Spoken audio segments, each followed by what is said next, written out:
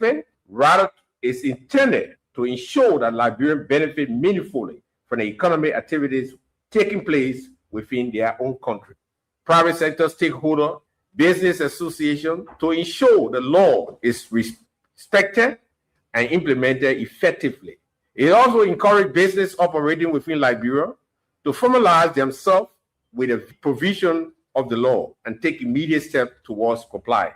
We announced to the Liberian businesses to proactively step to organize Liberian-owned business distribution company in their organizing center under the association. This initiative is to create structure, network, capable, qualified, and able Liberian distributors. The center will serve as a bridge between local manufacturing and the marketplace by ensuring efficient involvement of goods and factory, wholesale, retail consumers. The manufacturing seeking Liberian distributor partnership will be able to access the growing database and network through Liberia. The key message to that is go and do your worst. Don't write to Nigerian government. Go and write to Donald Trump. We are going to settle it at Donald Trump court, not in Nigerian government. Shame to you. Your country has problem there. It's just a warnings. It's because you have hidden things about Liberia. Liberia will not be prosper under you. Bonka cannot be prosper under you. All of these mumu people that you are following writing, you are not enjoying it. The government, there's problem, there's hardship. This is what we tell Nigerian government. Ask. We told Nana Akufo 2020 that his government is satanic. Did he report me to anybody? Bonka, your government is satanic. Everyone have condemned your government. Your second time is a failure. You won't win your second time. Mark my word, a prophet is talking. You don't need to talk. Go and use your juju to fight. You don't, instead of you to sit down, let this word humble you. Let the word humble you. You now write letter. You are wasting your ink to write to the Nigerian government because of one important personality of God telling you simple word, so saying it categorically. Honorable Speaker, my colleagues, I witnessed my colleague this morning on social media and then raging the kind of things he said regarding us as colleagues in the legislature, seated in your seat and making some radio statement. Honorable Speaker and co-presiding, my colleagues, I'm asking this body to kindly investigate, to kindly probe, to kindly ask our colleague what prompted his decision, seated in that seat of yours as the Speaker of the Honorable House, denigrating the sacredness of that seat, openly in the public. Before I take my seat, Honorable Speaker and colleagues of this honorable body, I'm begging your indulgence, I'm craving your indulgence to kindly submit or subject our colleague to a probe and then be clear and tell us through the rules of the administration what really prompted his actions this morning. Thank you, and I submit it. She was in the public threatening lawmakers to cut salaries and benefits if they did not come to work. Our rules clear. At this time, the speaker, the deputy speaker, should be at work. And right now, they are not here. So I'm sending the same warning to them. Thursday at 10 o'clock, if the speaker is not here, his salary will be cut. That is the message that I'm sending to them. All members of the leadership must be here 10 o'clock on Thursday to attend to the Liberian business. The doctrine of equitability is clear. He who preaches it must come to clean hands. So Richard Kunde is a warning to you that you have to be here to pay attention to the Liberian people work. These are people who are taking fabulous salaries. And the rules clear. By this time, the chairman of the executive civil corner, all of them should be here. The people on the rules of the administration, why are they not upholding the rules and dignity of this house? So you come at a particular point in time when your colleagues are not here, you're threatening them. Look, today, at time there. By the time it's 10:30, all the doors will be shut, and then nobody will be allowed in here and will conduct the Liberian business. It means that Richard Poon will be overthrown today if we don't come to work on time. I will preside here, and the Liberian job will be done. And you can see the place is empty. Look there. So empty chairs. Where are the lawmakers? Where are the lawmakers? No excuses. No reasons why they should not be to work at this time. It's 12 minutes after 10 o'clock. I mean, this is horrific. This is very, very terrible.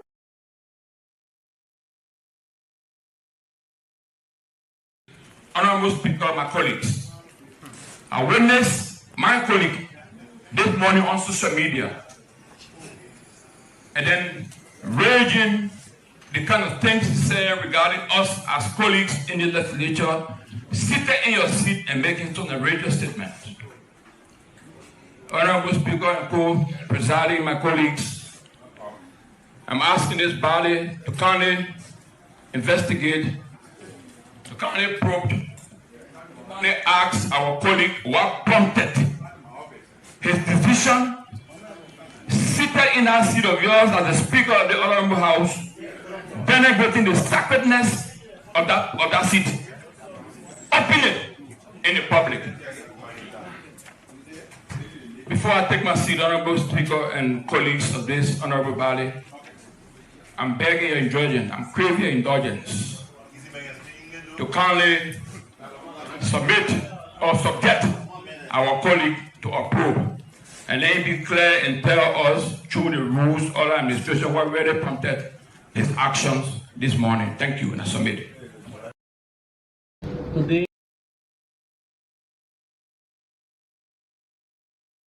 Today, the Drugs Enforcement Agency announced a breakthrough in Liberia's fight against transnational drug trafficking. Acting on credible intelligence and through the vigilance of joint security officers assigned at the Route International Airport, the targeted operations conducted on June 8, 2026 led to the interception of 198 compressed plates of cocaine concealed in 6 cargo boxes. The shipment with an estimated street value of $19,226,000, approximately $3,652,000 Liberian was destined for export via Brussels Airlines. This seizure represents one of the most significant narcotics interceptions in recent times and demonstrates the effectiveness of the ongoing reform, intelligence-driven operations, and strengthening interagency cooperation within Liberia security sector. Investigations are actively underway and personal interests are being identified. The LDA remains fully committed to ensuring that every individual connected to this criminal network is identified, investigated, and prosecuted in accordance with the laws of the Republic of Liberia. This operation sends an unequivocal message. Liberia is not a transit point, marketplace, nor a safe haven for drug traffickers. The LDA will continue to relentlessly pursue criminal networks, secure our borders, and protect our citizens from the devastating effect of illicit drugs. We extend our appreciation to our officers, joint security partners, airport authorities and security, and all stakeholders whose professionalism, vigilance, and commitment made this operation to be very successful and possible. Together, we remain resolute in safeguarding Liberia and advancing the rule of law. I bought this land. The land was owned by King Gray. King Gray sold the land to the Totimans. I bought the land from the Totimans. Okay. I was building a hospital. When precisely?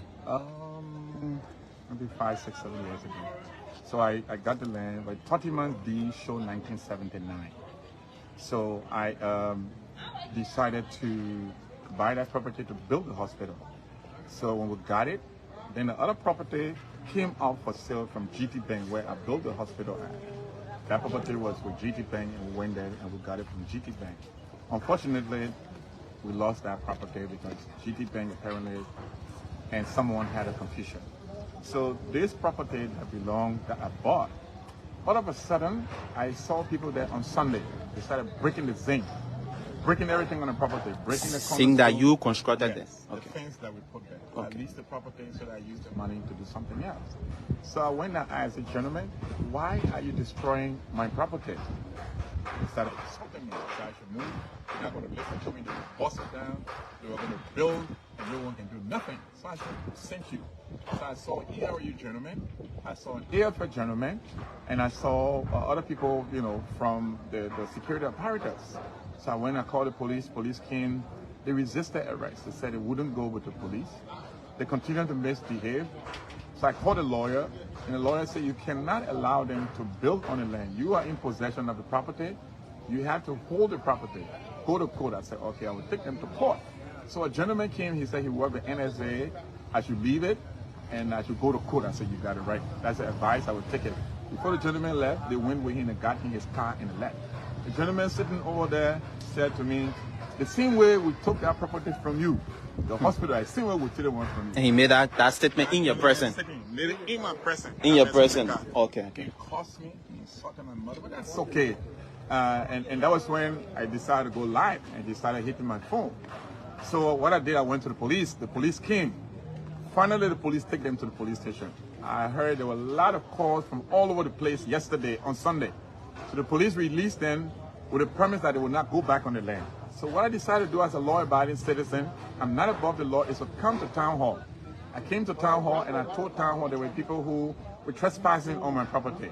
I'm not asking for a favor, I'm not asking them to treat me different, but let's go through it. If the property for them, I step away. But let's come, let's show our deed.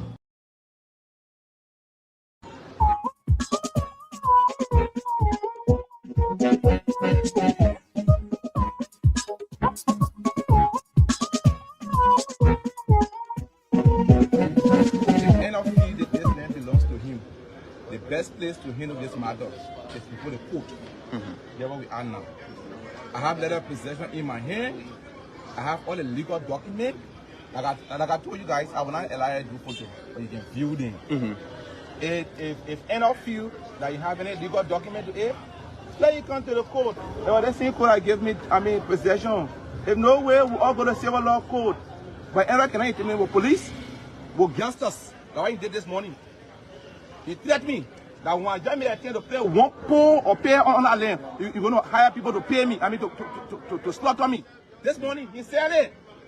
And I said it. And I told him, he said, he should be thinking like a lawmaker, but he's a lawbreaker. Right? These are the percent. This name matter, and then myself. You can go and come out and back up. These are my legal documents in this car. Right? I'm not going to show it to you, okay, like I told you, but these are my legal documents entitling me to that land. So this file contains documents on the land deeds, the mother deed, the quitting deed, the commemoration letter from the ACA, the total number of acres, from the land, everything is compiled in this document. So if any feel that this land belongs to him, and can go ahead. This is my letter of possession. The letter of possession of the land from this code. Of the land from this code. And now it's saying you have the same letter of possession of the land from this same code. From the same code, right? So this is mine. You see mine? I have mine. Okay.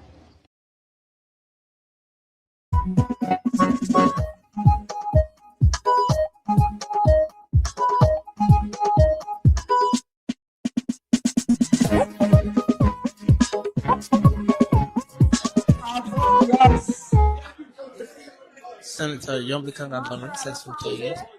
Senator Cyrus Joseph. Senator Joseph.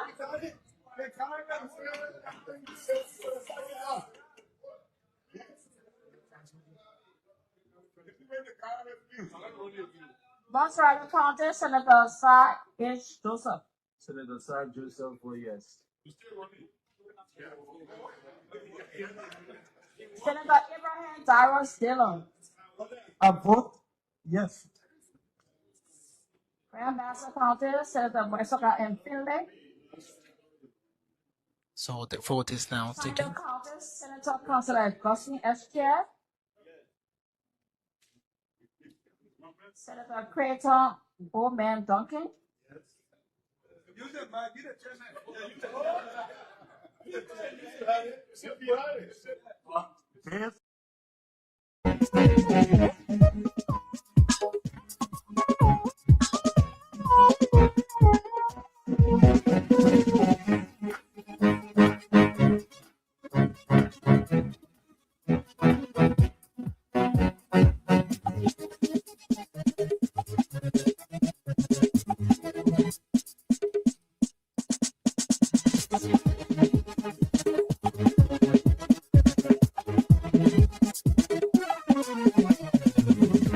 Okay.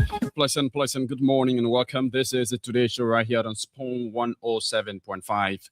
We are coming to you live on our various social media platforms. We're live on Spoon TV, Super TV, Fabric TV, and Valor YouTube channel at Spoon Talk. And the time is 15 minutes on the flip side of 8 o'clock. Welcome. This is another very, very fascinating edition of the show. We're here once more to talk the issues that matter to the growth and development of Mama Liberia. As usual, my name is Yekezi Zwobe, and I hope to be joined on the show by Sylvester Wowi later on.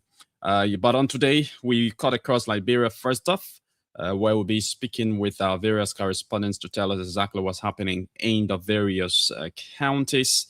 In Nimba County, unfortunately, yesterday we got news of the death of the former superintendent, Nelson Kwakwe. Nelson Kwakwe served as superintendent in Nimba under the regime of the CDC for about 4 years, before the Unity Party government was re-elected. We understand that he died on yesterday. We got news about his death on yesterday, and I'd like to send out my condolences to the people of Nimba County, and also, to his family. He was a very energetic guy. Nelson and myself worked together in Nimba County at a radio station that is still in existence there called Radio Kagema. He was a sports presenter, and I was a news presenter at the time at Radio Kagema in Ganta City, Nimba County. And I mean, he was this very, very outgoing, friendly young man. I don't actually know what the circumstances surrounding his death, but whatever it is, I mean, that's the will of God, and I like to wish the family members, consolations, and I hope that his soul and the soul of all who have departed this world faithfully rest in perpetual peace. Welcome. This is today's show. We hope actually to get in touch with our Nimba County correspondent to tell us more about that. There are several happenings in Nimba County, and we're also hearing that some members of the Unity Party have been making mockery of his death, and stuff like that. Folks have been blaming it on the recent audit report from the GSC, that that alleged that a lot of money, thousands of dollars and millions of dollars, Liberian dollars, and I think 2 million USD when missing or unaccounted for under the leadership of the late Nelson Kwakwe and that of the Honorable Doug Cooper. People have been making mockery about that, but I think when somebody dies, the best thing to do is just to mourn the death of the person. It's just to pay tribute to the person, because the person is no more. It's kind of going to be very disappointing, very painful, to the family members of that person when you are making mockery of their death. This is a statesman, as a matter of fact. He served as superintendent of Nimba County. Whatever your differences were with him, whether it's political, whether it's social, whatever it is, I think at this moment it's got to be put aside. To if it's just good if you don't want to mourn the death, you are not forced to mourn the death. But again, I don't think it's the right thing, to make mockery of somebody's death when the parents, when the family members of that person, are mourning him, and you are there making mockery of the person's death, only because maybe of political differences, only because maybe of social differences, or whatever the person might have done to you when he or she was alive. I think it's just good to let go. You forgive him. If you don't want to mourn the death, just remain silent, rather than kind of making mockery of the death of that person. I don't think that's a good thing. And I know some people personally there in Nimba County who I've seen taken to social media, making mockery of the death of Nelson Kokwe. I don't think that's a good thing, because every human is bound to die, of course. So I don't care. I mean, there are people, not everybody like you in this world. Not everybody like you. There are people that you have offended. And there are people who have offended you as well. So I don't think it will be a good thing if tomorrow, God forbid, you die, and then people who you have offended come up and start to make mockery of your death. Ignoring, the positive things that you were involved with while alive, but rather focusing on just the negativities. We are humans now. No human being is infallible. No human being is perfect. We err many days. We offend people. We transgress and all of that. But is it something that should be held against a person? When they die, is it because of that? We should make a mockery of the person's death right in the faces of the family members, right in the faces of the children, the wife, and just everybody, related to that person or who encountered that person one way or the other when they were alive. I don't think that's a good thing. And those that are doing that have got to, stop it. Now,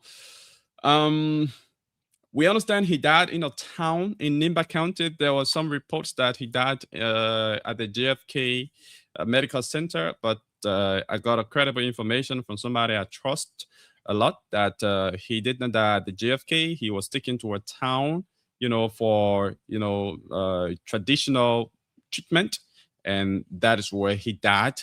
And he's been ill for a couple of months now.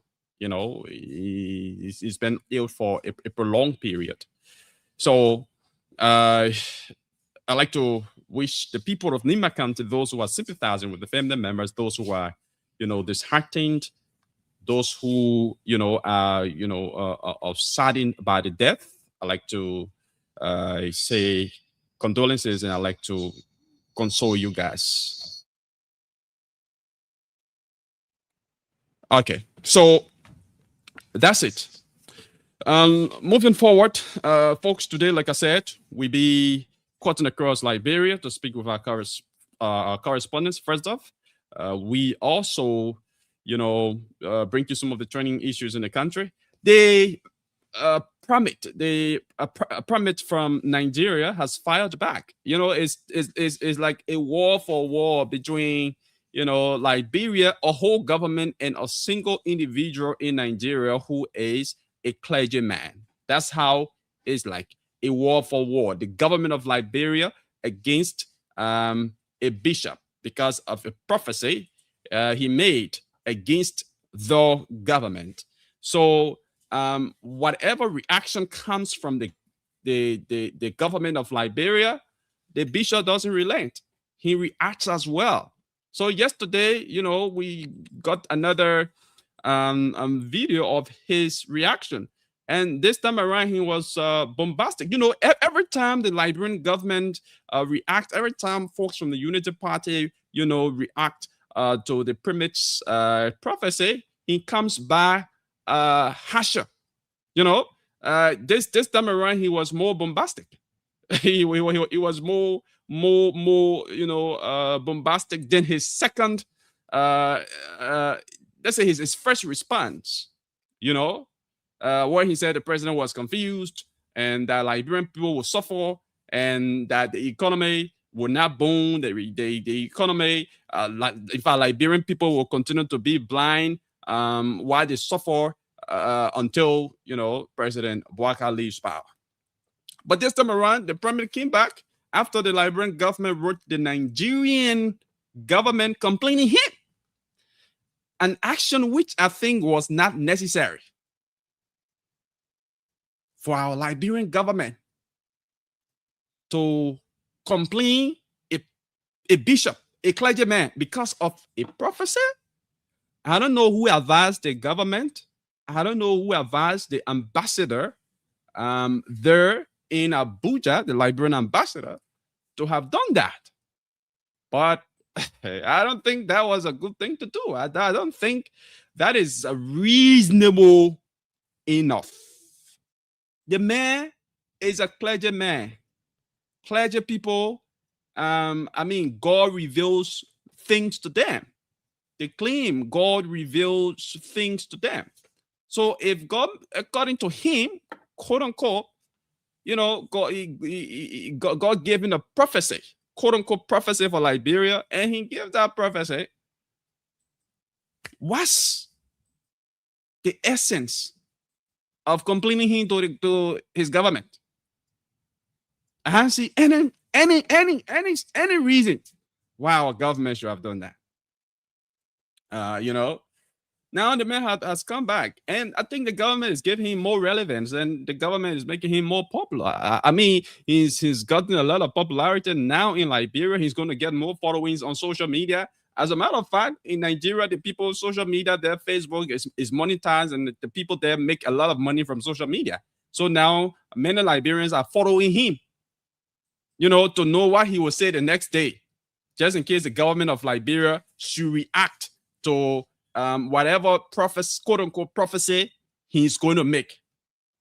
So people following him now from Liberia. Thousands of people will follow him now from Liberia. But it is the government that gave this thing relevance. It is the government that gave this thing relevance. And I can remember, you know, when you are a leader, there are just certain things that you don't have to give ears to. You just have to ignore. Because some people can just be looking for prominent popularity at your expense. Seriously. So if you give attention to those kind of people now, then you give them the prominence, the much needed popularity that they have been looking for. You give it to them. Like I can remember when the former president George Weah came to power. It was the former president George Weah that gave Prophet Key popularity. You know, I can remember it was either if not 2018 Ramadan or 2019 Ramadan when the former president was in power. You know, it was celebrated at the Monrovia City Hall, and he was making remarks, and he mentioned Prophet E. One prophet, he said one prophet on social media. In fact, somebody on social media calling himself prophet. He just insulting. I don't know that why. You know, the word of God says and blah blah blah blah blah blah blah. So it was from there. Even me, I never knew about Prophet Key at the time. Quite frankly, I never knew about Prophet Key. I've never heard about Prophet Key. But it is from there now where I started searching for Prophet Key to know who this Prophet Key is. And today we all know how popular Prophet Key is. So Prophet Key, you know, got that popularity at the expense of the former president George Manuel Weah. Yeah. And that's similar thing we're doing here with the man of God from Nigeria. The man made a prophecy That's why he claims God told him. Well, you can criticize him for his prophecy. You can question his prophecy, but to write a formal complaint to his government as against his prophecy, I don't know what you want his government to do to him. To investigate him for prophecy? That's comical, So that is it. That is it. But this is what he said yesterday. Like I said, he was more bombastic on yesterday. Go and do your worst. Don't write to Nigerian government. Go and write to Donald Trump. We are going to settle it at Donald Trump court, not in Nigerian government. Shame to you. Your country, there's problem there. It's just a warning. It's because you have hidden things about Liberia. Liberia will not be prosper under you. Bonka.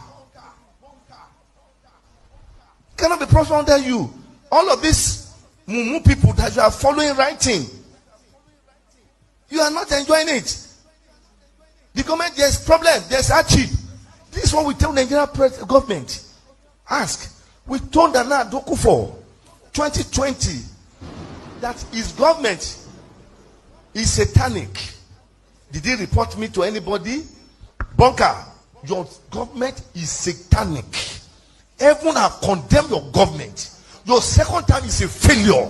You won't win your second time. Mark my word, a prophet is talking. You don't need to talk. Go and use your juju to fight. You sit down. Let this word humble you. Let the word humble you. You now write letter. You are wasting your ink to write to the Nigerian government because of one important personality of God telling you simple word, so saying it categorically. Okay, yeah, so that's it. That's Bishop Ayodele, Pramit Ayodele. They're speaking, reacting to the government of Liberia complaint to the Nigerian government about his prophecy against the president of the Republic of Liberia. So this time around, the man said the government is satanic. Black government is satanic, according to him. The government is satanic, that heaven has condemned the Black government. So I don't know whether, the government will respond again. Maybe the government this time, the government has to write the international court now. Yeah, maybe now the government has to write the international court. Maybe you already the ECOWAS court or other international bodies now complaining him. Because the man said you can take him to the government can take him to Donald Trump court. Dire business. Why must we write that letter in the first place? Complaining a person because of his quote-unquote prophecy. What actually do you want his government to do to him? To silence his freedom of expression? The government can do that. The government can do that. And that is why, Sylvester made an important point the other time. That imagine if a Liberian pastor residing right here in Liberia had made such pronouncement, had made such quote unquote revelation or prophecy. What would have been his well-being at about this time? What would have been his condition at this time? Because if our government is writing against, in fact, to another government against a prophet or a bishop's prophecy, asking that government to intervene or to take action and blah blah blah blah blah blah blah. If it were a Liberian pastor making that revelation, by this time, what would have been his situation in Liberia? What would have been his situation? Okay. Moving fast forward. Sylvester is here, but he's still struggling to come on the stream. At 9 o'clock, folks, we play host to Councillor Ko Bangaloo of the LRRC. He's going to be our guest here today on the show. He will sit with us from 9 straight up till 10 o'clock this morning on the show. But let's hear from Sylvester Wowie. Sylvester, good morning and welcome to the show. Good morning, Yakazi, and good morning to our followers. Let me first just say my sympathy to you on the passing of your former workmate and to the people of Nimba County, Liberia Lash, on the death of the former superintendent of Nimba County. Sad day for Liberia and the people of Nimba County. Yeah, let me say my condolences to all of you. Okay. All right. So I mean, your man fire back. Your man fire back on yesterday. I think you've been listening to. Yeah, I mean, what I just played. I listened to him, and you know, it is not a war of war between. It is a war of wars now because yesterday the information minister Jeremy McPia, responded to. So, Jeremy describing the pastor, the man of God as an opportunist. So it's a war of words. So you don't want to say it's not a war of words. Yeah. So I mean, and yesterday, some friends were also lashing at me for signing with a man claiming to be a man of God who is, according to them in their own word, talking rubbish. You have to be tolerant, especially when you find yourself in position of trust. President Boakai took over from George Weah in the election, was won narrowly by the Unity Party.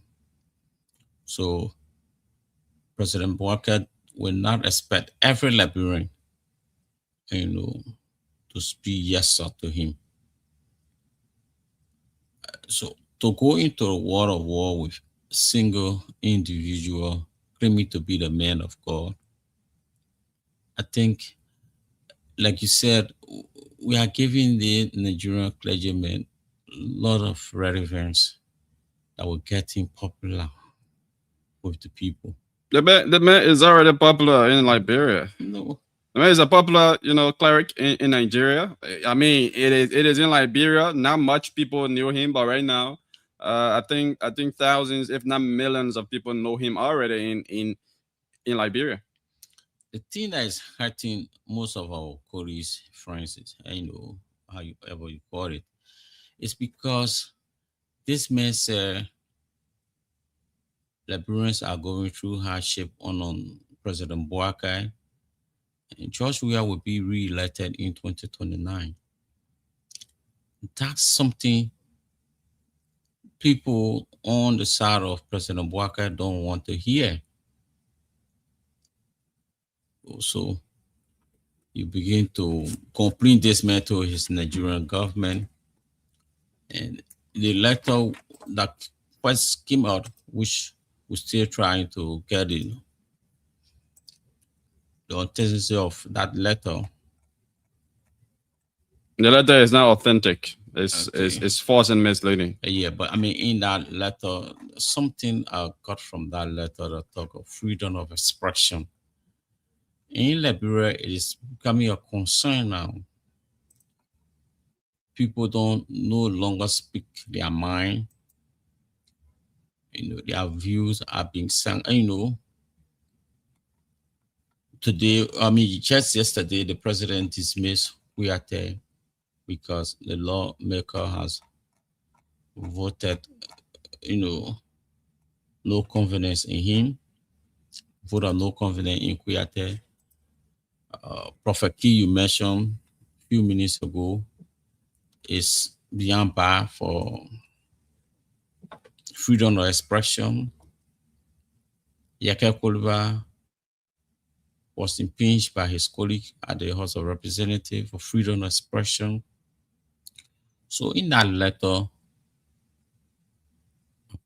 got that particular freedom of expression. In Nigeria, we got freedom of speech. Something that's now questionable in Liberia. I think it's not a good signal for us. It's not a good signal for our democracy as well. Okay. All right. So, folks, that's it. In the words of Sylvester, is not a good thing for us. And still talking about the freedom of expression. Yesterday at the Capitol, the lower house specifically, the representative of Bond County District Number 3, Marvin Cole, prior to the commencement of section, he went and took on to the seat, the chair of the speaker, sat in it, and, start to criticize the action of his colleagues.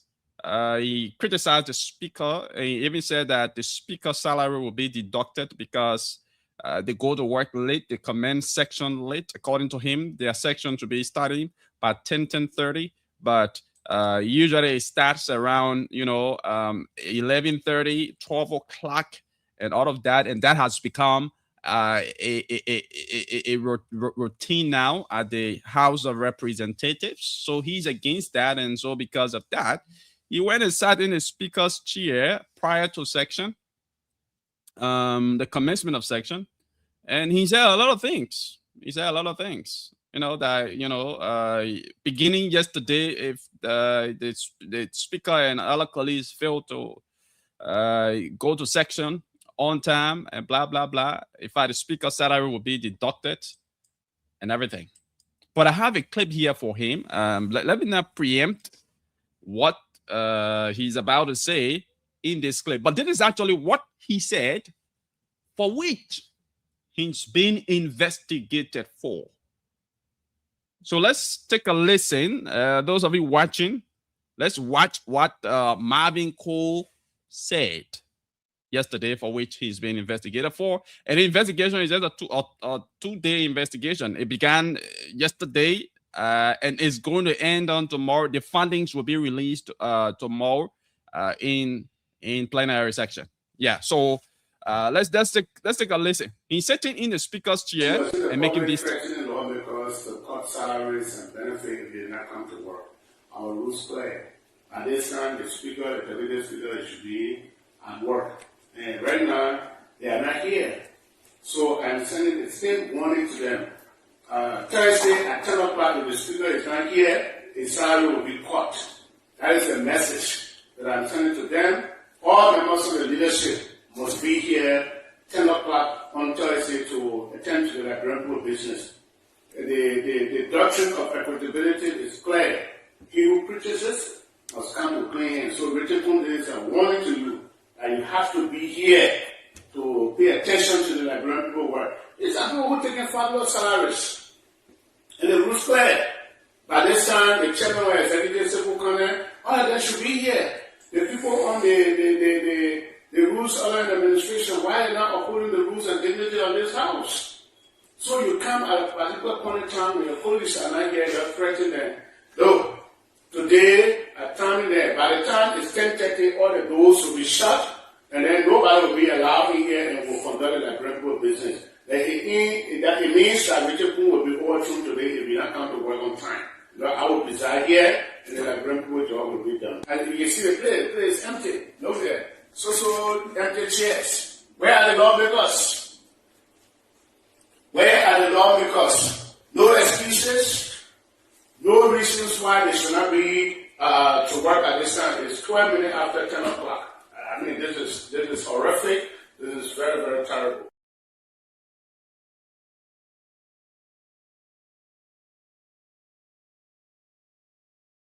Representative Marvin Cole there speaking. He went, probably he went early for section yesterday. And of course, he decided to do what he did, sat in the speaker's chair, warning the speaker that if he fails to come to section on Thursday at 10 o'clock, is going to cut his salary. His salary will be cut. And in fact, the doors of the chamber will be shut at that time, and nobody will be allowed to enter the chamber and out of that. And so because of that, but Sylvester, what do you make of the action of the Bond County lawmaker? For me, I think the first thing is that he was wrong to have even go to mount the seat of the speaker, the head of the legislature, the third man in command of the country. You sit there and you're making these statements. There are several other places that you could sit to make these statements. If you have issues with the speaker, there are several areas you could sit to speak out those issues. I mean, is your freedom to do that. You got your office there at the House of Representatives. Your office is there. You got, several chairs in the chamber.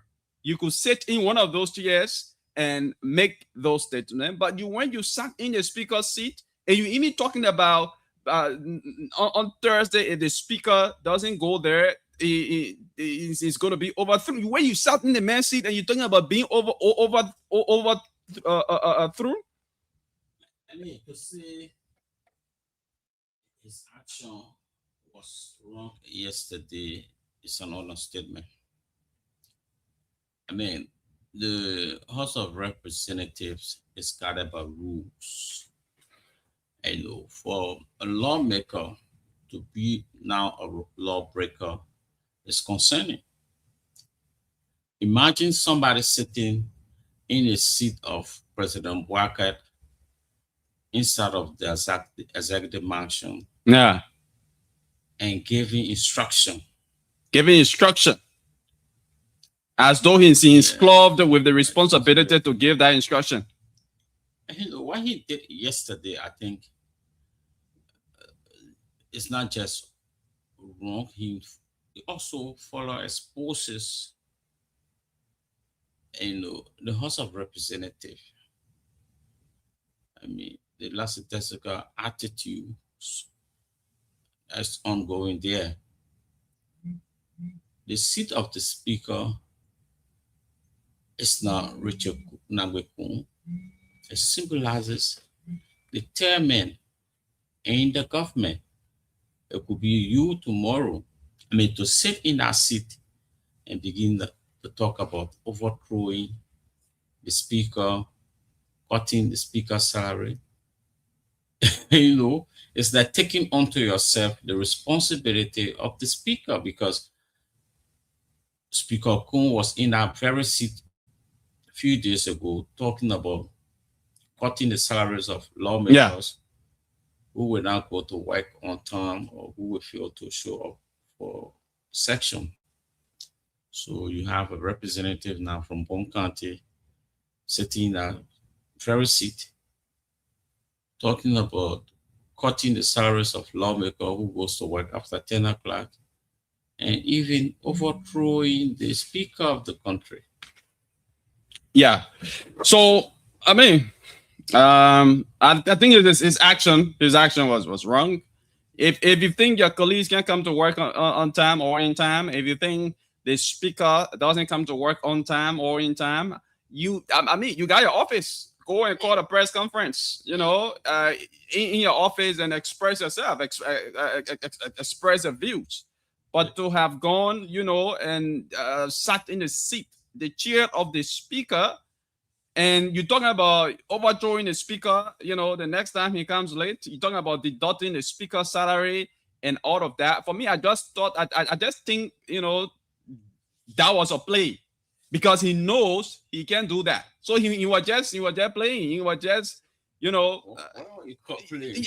just playing. So if someone comes to this country, he was just playing. Move to ERBC like what happened years back in 1985, and begin to speak like the president. Go on to say, look, President Boubacar is no longer in charge. I'm in charge, and you call that a play? That individual deserves, severe punishment. I think that was a disrespect, yes, but I think he was also playing. His action shouldn't be tolerated. I'm not in any way tolerating his action. I think I clearly condemned his action. He's setting the bar precedent. I in the capital building tomorrow, it could be in executive mansion. So, president, we need to set some precedent, to serve as deterrence for whoever want to carry on such attitude. We can't just let it go. All right. And of course, the members of the House of Representatives don't seem to be letting it go. The representative of Lofa County, District number 4, Gizzy Collins, raised a point of observation during a plenary session on yesterday. And he, suggested that Marvin Cole be investigated for his utterances, for desecrating the seat of the speaker and all of that. So let's take a listen to him first, and then we tell you what the next action that was taken. Honorable Speaker, my colleagues, I witnessed my colleague this morning on social media and then raging the kind of things he said regarding us as colleagues in the legislature, seated in your seat and making some radio statement. Honorable Speaker and co-presiding, my colleagues, I'm asking this body to kindly investigate, to kindly probe, kindly ask our colleague what prompted his decision, seated in that seat of yours as the Speaker of the Honorable House, denigrating the sacredness of that seat, openly in the public. Before I take my seat, Honorable Speaker and colleagues of this honorable body, I'm begging your indulgence, I'm craving your indulgence to kindly submit or subject our colleague to a probe, and then be clear and tell us through the rules of the administration what really prompted his actions this morning. Thank you, and I submit.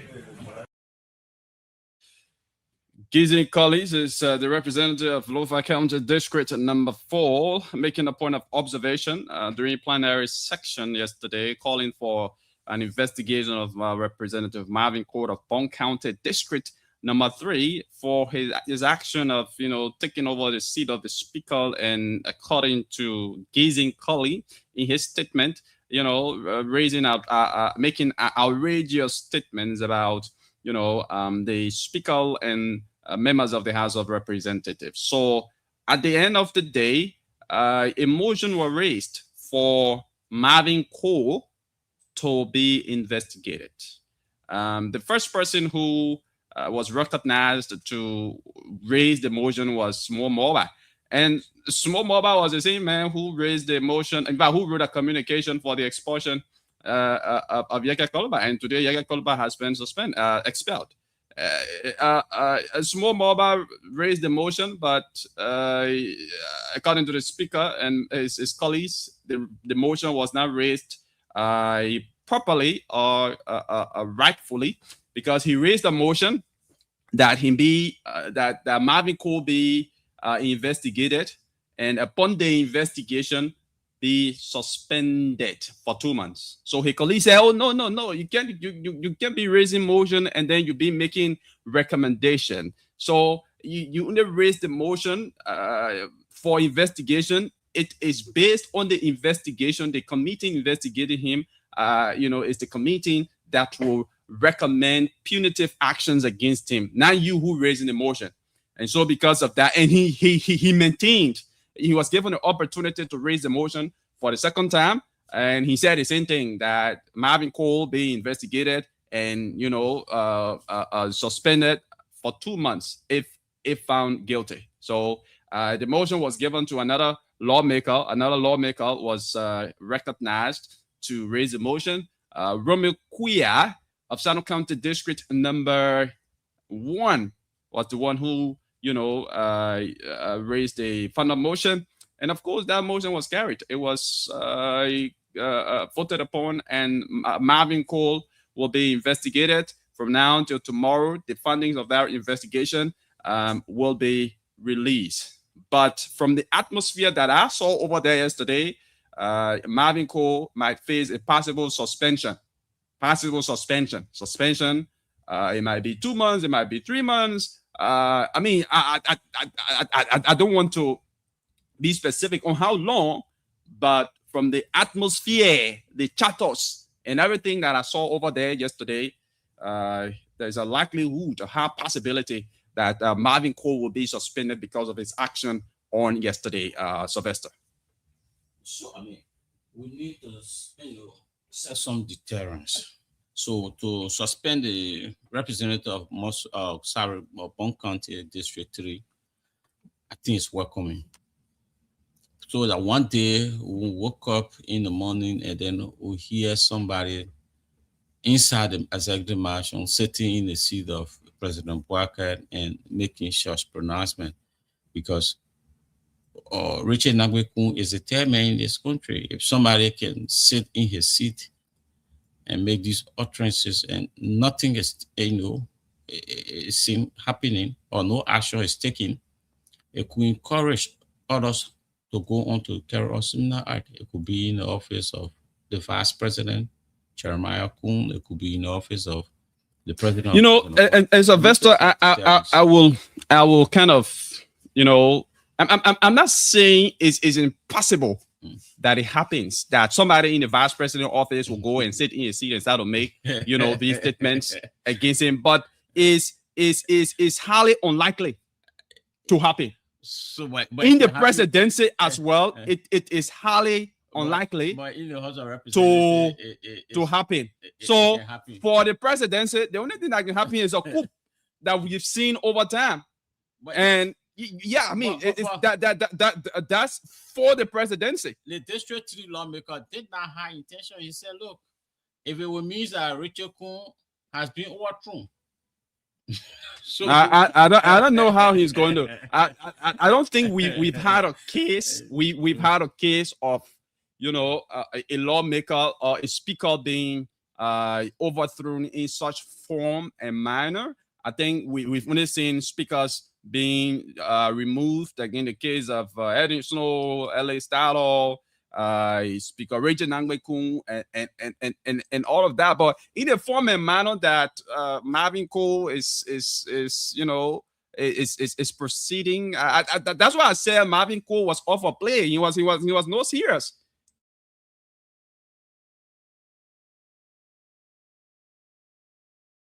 The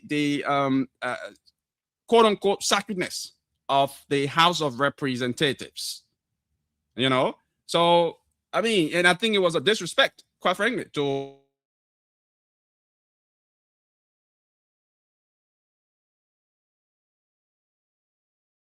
how would he want to play there? So I think whatever action that will be taken against him, I think is going to be in the right direction to serve as deterrence to other lawmakers. That place is not a playground. When you go there, you got to be serious. You go there to make law. You go there to represent the people. You go there to execute oversight, in the executive and other branches of government. You're not go there to be making fun.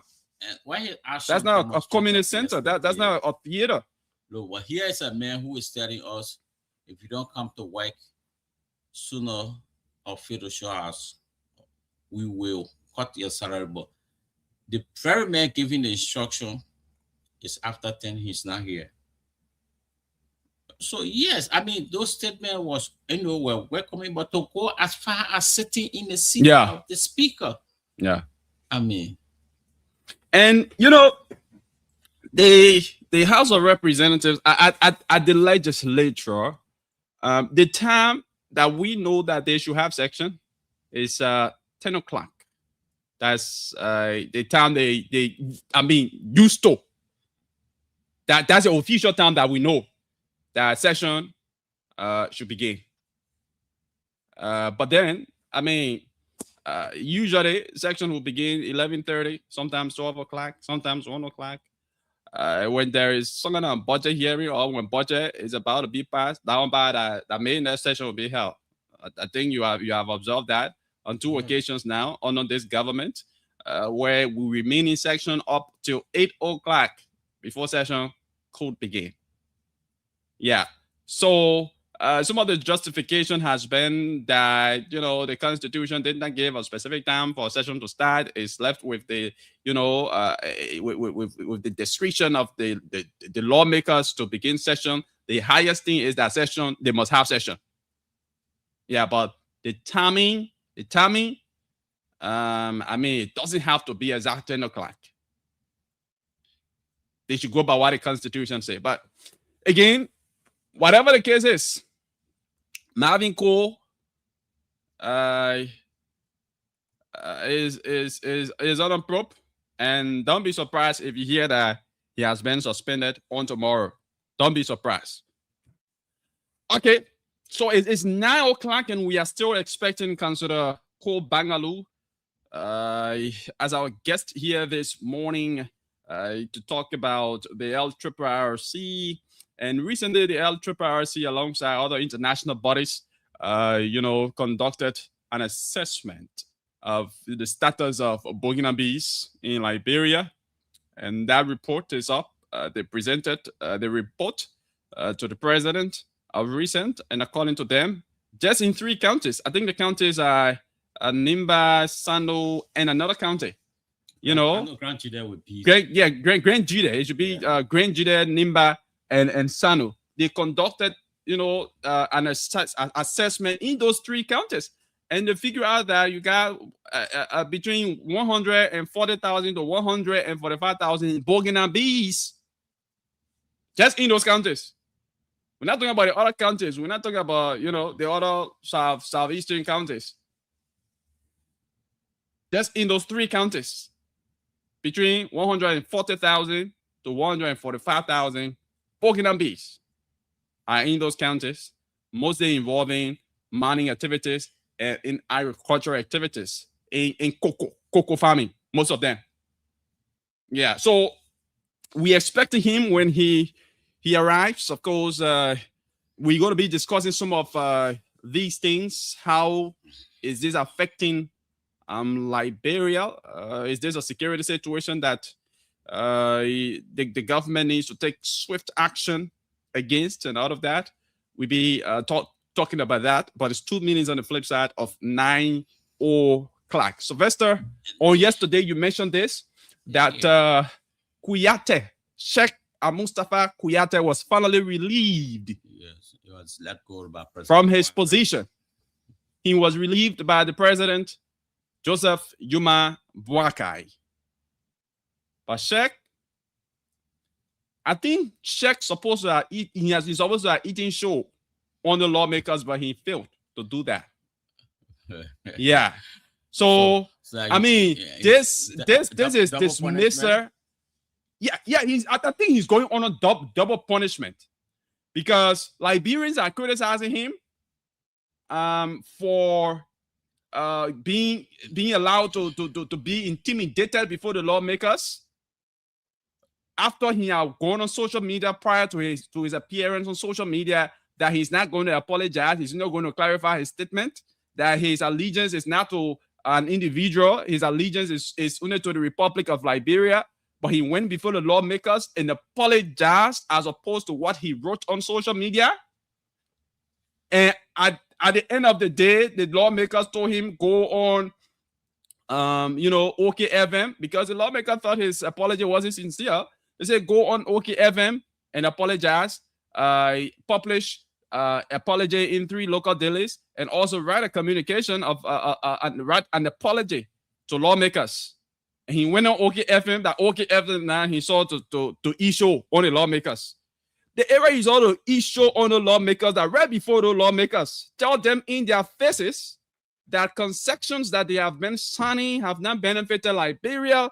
Tell them in their faces that there have been a lot of bribery, corruption when it comes to concession signing in this country involving lawmakers. Tell them in their faces, right in their faces. The Liberian people would have stood with you. But you didn't do so. You weren't okay every night. After apologizing to the people, you weren't okay every night. Then you say you weren't issue. It was late.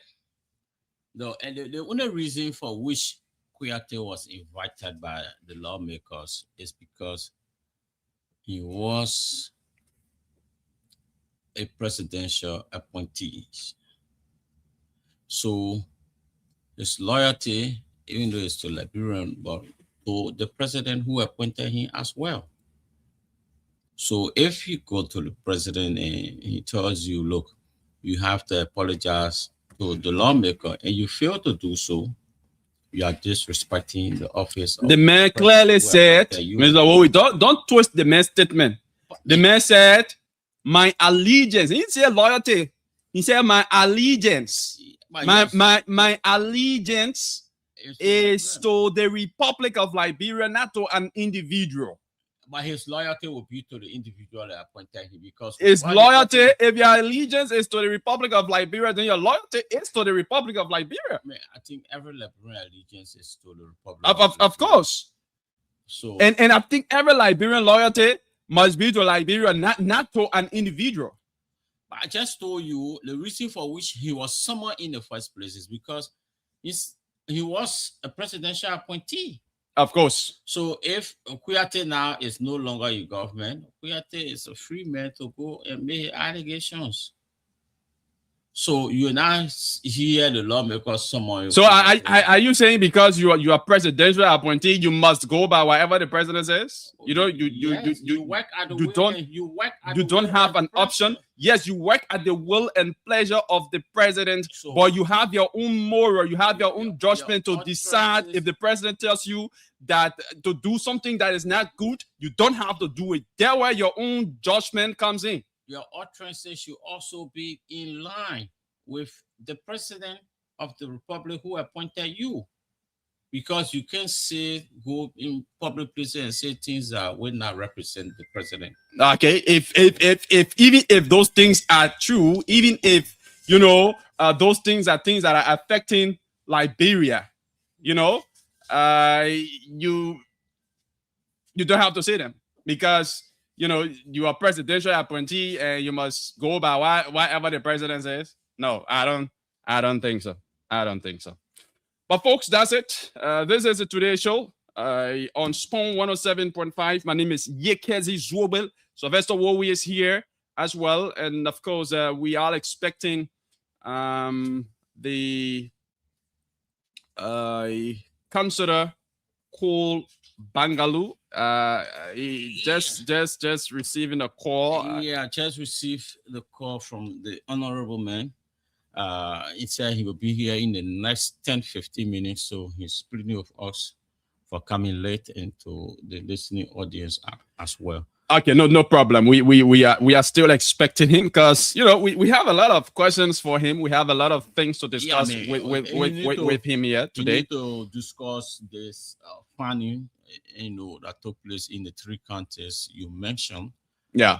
Yes, because many Liberians had thought, because following the president's statement that look, he's concerned about the rising number of Burkinabe in the country and action needed to be taken. Many Liberians were thinking Liberia would be in the place of South Africa to deport the Burkinabe back to their country.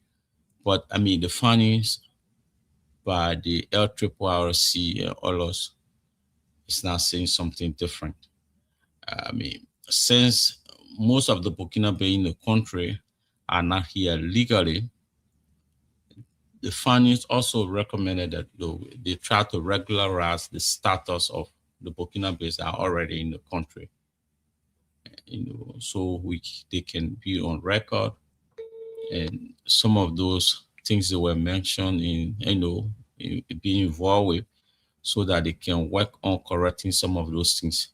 Because you can't be working on an illegal coal mine. Okay. Yeah. So let's take our Bapalo County correspondent on quickly, and then we'll go to the lands to hear from Liberians. To speak their minds on some of the things, to have their say, make their input about some of the things that we've said here. Solo, good morning and welcome. How is Bapalo County?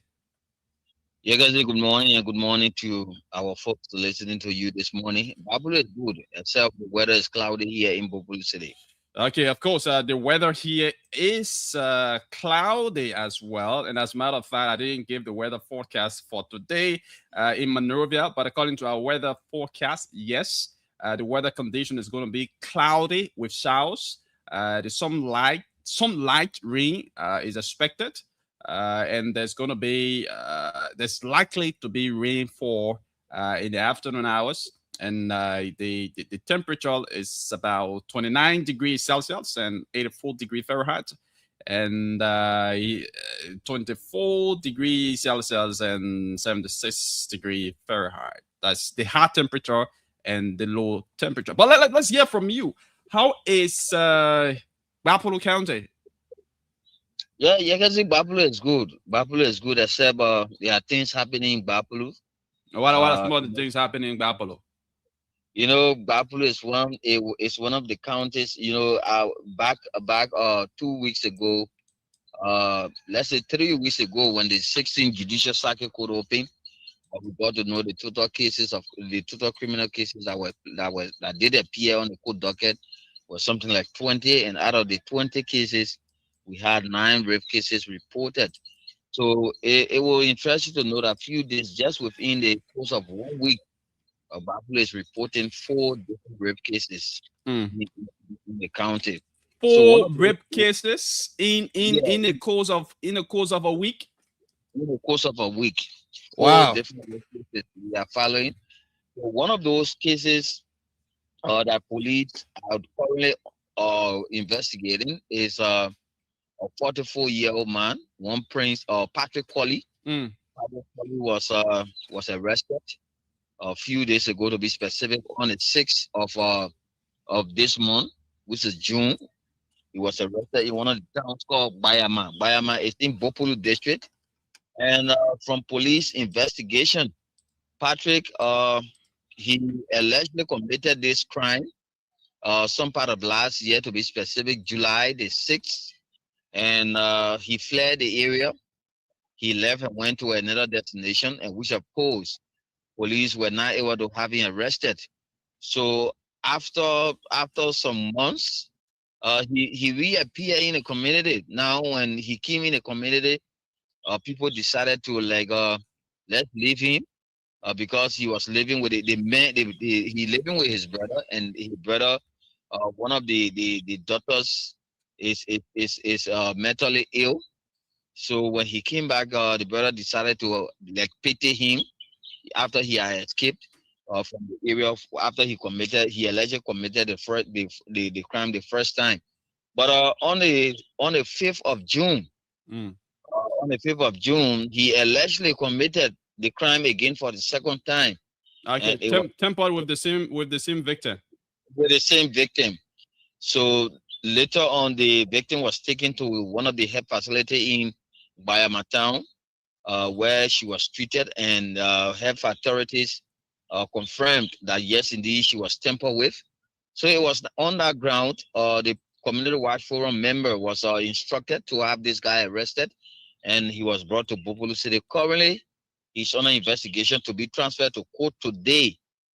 Okay. What has he said about that?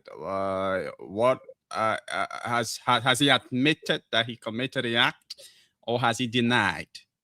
From the preliminary investigation conducted by the WAP section of the Liberia National Police, he agreed. He admitted to the act that yes, indeed, he did it.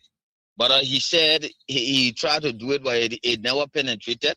But he confirmed, he admitted that, yes, indeed, on this particular day, he and those children, there were 3 children We asked them for them to go and get wood on somewhere around the football field in a particular town, and later on the little girl, because myself yesterday went at the police station to hear from him, and he was able to confirm that yes, three of the children and myself we went to fetch for wood, even though I was down to myself, I was drunk. And when we went, the lady decided to ease herself, and myself too, I wanted to do woman business. It was how myself I took off my penis, but it didn't penetrate the girl, but people brought me. He even got the audacity to even be talking that one. Yeah. Yeah. I was so surprised yesterday when I heard from him, but he said even if he died in jail, he decided to say the truth because he don't want to lie. Maybe when he said the truth, maybe the court will have pity on him to have him free after he had been transferred to court. Okay, all right. Victor, Solo, thank you very much. We don't have the luxury of time, but thank you for updating us with that sad report from Bapalo County, where in the course of a week, 4 rape cases were reported or discovered there in the county. Very, very sad incident. But thank you. We join you on tomorrow, hopefully. Thank you. Thank you, Yegazi, for having me this morning. Okay. Yeah, so that's it. Solo from Bapalo County. Fill us in with development from that part of the county. Let me see. So let's now go to the lines. The correspondent in Nimba County. I've been trying to connect with him, but I haven't got to him. So we go to the lines as I try to connect with him. Call us on 0777-771-075, 0777-771-075, 0555-101075. Call us and have your say about some of the things, the trending issues we've talked about here this morning. We talk about the reaction, very bombastic this time around, coming from the Nigerian primate, the Nigerian bishop, Ayodele. He responded back, referring to this government as satanic. Said his government is satanic, and he said the government if the government likes, they can go to Donald Trump court. He ain't got time for that, to take action against him or to judge him. So if the Liberian government likes, they can go to Donald Trump court to do that. That is what he said. And we also talk about the Bone County lawmaker, what's his name, Marvin Cole, being investigated, and findings from that investigation will be made public on tomorrow, will be released tomorrow during plenary section. We also talked about the dismissal of Kwayete, Sheikh Mustafa Kwayete. He was dismissed by the president as ambassador at large of the Republic of Liberia. Plus a lot of issues we talk about here. Court and have a say. 0777 771 0777 771 0555 call us on this New Star hotline 0880 799795 0880 799795. Those are the numbers to put it through here this morning on the Today Show, as we try to connect with Victor Cooper from Nimba County to tell us exactly what's unfolding in Nimba. We already do know about the death of the Nimba County Superintendent Nelson Kwakwe. He died accordingly in Nimba County, in a town, when he had gone for traditional treatment. And according to information, he's been ill for a very long time. But following the death, we are seeing some people making mockery of the death, of the man's death, on social media, which is very, very bad, which is very, very wrong. And I think whatever political differences we have, we should put it aside. When somebody dies, mourn the person. If you even don't want to mourn the person, just stay away. Just sit quietly, stay to your house, stay away from social media, stay away from making mockery of the person's death, because that person's family are alive. That person was loved by relatives, by friends, and other people. So making mockery of the person's death, I don't think is a good thing. And moreover, we are all humans. Nobody is infallible. Nobody is perfect in character. You know, there will be a time. I mean, everybody, somehow, somewhat has offended somebody while alive. You know, you have offended somebody. Yeah, so you don't want to take that against a person, even when he or she dies. Let's talk with Victor Cooper from Nimba County. Victor, good morning. Your name? I think you to be caller now. Victor, welcome. Welcome to the show. There was a call coming in, and at the same time, I tried taking the call as well. But go ahead. It's obvious. So thank you this morning. It's my pleasure being on the Wednesday edition of the. Good morning to you. Good morning to everyone in studio. And of course, I'm in Nimba County, currently in Yekepa City. Okay. Yeah. How is Nimba County? I know Nimba County is sad, Nimbans are sad over the death of their former superintendent, Nelson Kwakwe. Yeah, normally that's how it's supposed to be. You guys see, Nelson Kwakwe, the late, was one of the stakeholders here in this county who served the county from 2020 to 2024. So Hetima is one of the one blow now for Nimba County. Almost everyone is sad right now. So people are mourning the death of the late Nelson Kwakwe in the county. When you say almost everyone is sad, I'm on social media. I'm from Nimba County as well, but I'm on social media and I'm seeing some folks making mockery of the man's death. Yeah, so it has to be. You can see everybody will like you when you are alive. Even if you die, people will say have something to say about you. So people will come to say a lot of things about this. They just end the other report. People are making some mockery that indeed it is the other report that led to his death. A lot of things people are saying. But on the overall, Nimba is believed. The fact that people are saying those things, that does not mean that the man who died that did not hear from Nimba. He was a Nimba. So his death also caused blow for this county. He was the prominence of the county and also contributed to this county as well. Okay, so what then led to his death? What are the circumstances of news hearing that led to his death? Was he ill for a prolonged or protracted period? Like I said, protracted because if you just last month, the end of last month, we heard about his illness where he was taken to Moravia. We said people said he fell of stroke. He was taken to Moravia. So after a few times, he finally went talking up the interior here for the stroke treatment traditionally. So he died in his, I don't know where his hometown in Mao, district number 2, somewhere around San Nicolas Bay here. Yesterday morning, about 8 a.m., we get information about his death. So he was sick here for just 2 to 3 weeks period. Oh my God. Yeah. Yeah, I mean, 2 to 3 weeks. And when was the audit report released? Was it in 2 to 3 weeks? I think it was just last week, right? It was just last week, so I think there's 2 weeks now for the audit report. You know what happened is that I don't want to dive into the audit report thing because the audit report, the final result came out.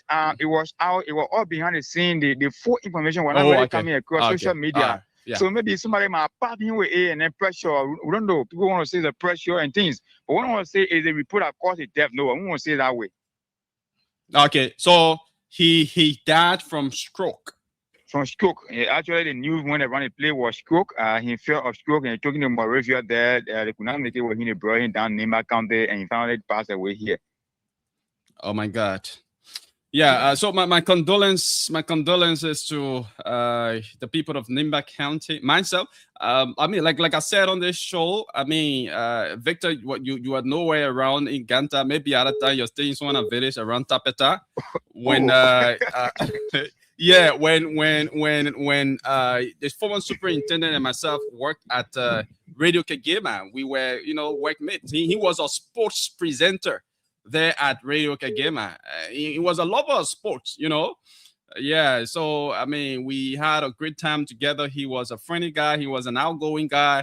to have heard yesterday about his death. Myself, I was shocked because I did not even know as to whether he was sick. So I mean, I'm thunderstruck, and my consolations to all Nimbayans there, who he impacted one way or the other. So you can see you are right. These people, despite his political life, he impacted young people in Nimba County here. He was a head coach of the Nimba, Kodo. There was a team called Kodo. Yeah, Kodo. Yeah, I know Kodo very well. He coached that team for a while, and he served as one of the supporters of the CDC party from 2005 up to date. He had a lot of impact on young people here. There are a lot of people who were also on his scholarship in his county. Despite his political life too, he was one of the sons of the county, so he contributed a lot. It means to law sport. Everywhere you hear about sport, Nelson Kowo will go there and contribute immensely. Today, he left almost all of the sport law in his county are the one taking responsibility. Afonso Biegarden, who is the current chairman for Nimba County Sports Steering Committee, is the one who is taking full responsibility right now, who took a body from the town yesterday and brought it to the funeral home, and who is standing by to get another update about his funeral or his wakekeeping. So as you stand, almost all of the young people in the county are regretting the death of Nelson Kokwe. Okay, thank you very much, Victor. Another development just before we drop the line? Yeah, so let me just dive quickly to this 50-year-old man who died from a lightning strike in the New Woodstown community. You can see the family member arrived in recent days. Many of them are regretting, so they are disappointed in the death of their brother. So we were told yesterday, in fact, 3-4 years ago, the family member are going to Guinea to go in search of the cause of their brother's death. So they're going to Guinea to go know what happened. But the thing is, lightning strike. So what did they go and find out again? So one of the sisters said she is surprised whether somebody can die from lightning, where the lightning had to look for the person from one end to another. How they managed to know that the lightning was looking for the person? They saw the lightning looking for the person. You can see I'm taking you there. So this, if you follow the spot that we view around the place, is a clear indication that lightning was looking for the man, because the lightning crashed 2 houses. But how they managed to know that lightning can look for people that lightning doesn't have eyes to see, it just cracks. And I mean, once you're unfortunate and you are in that direction, I mean, that's it. They said they want to go in search to know whether it's a pneumonia lightning that struck or something else was also responsible. But I had to take the man to hospital to know the cause of the man's death. The man has been buried anyway. He has been buried. Yeah, sure. So they go in Guinea to do that in the autopsy. Yeah, sure. They want to do the autopsy and know what happened, so they can go and after those who did it as well. Traditional autopsy. Traditional one. Okay, thank you very much for the updates, and my condolences to the families there. Yeah, sure. Thank you, guys. My pleasure. Thank you. All right. So that's Victor Cooper, our Nimba County correspondent. That fits us in with developments from Nimba. So, folks, it's 27 minutes on the flip side of 9 o'clock. We're still awaiting the councillor, Cole Bangaloo. Daryl Cole Bangaloo is the executive director of the LRRC, the Liberia Refugee Repatriation and Resettlement Commission. He's going to be our guest here this morning. We're still awaiting him. He promised to be here in the next 10-15 minutes. It's more than that, but yeah, we still have a little bit of time. Once it comes, we can utilize the rest of the time that we have here, to ask him some critical questions relative to the workings of the LRRC, and also to talk about their recent assessment report about the status of Burkinabés in Liberia. We take a very short break. We come back. We continue on with other discussions here on the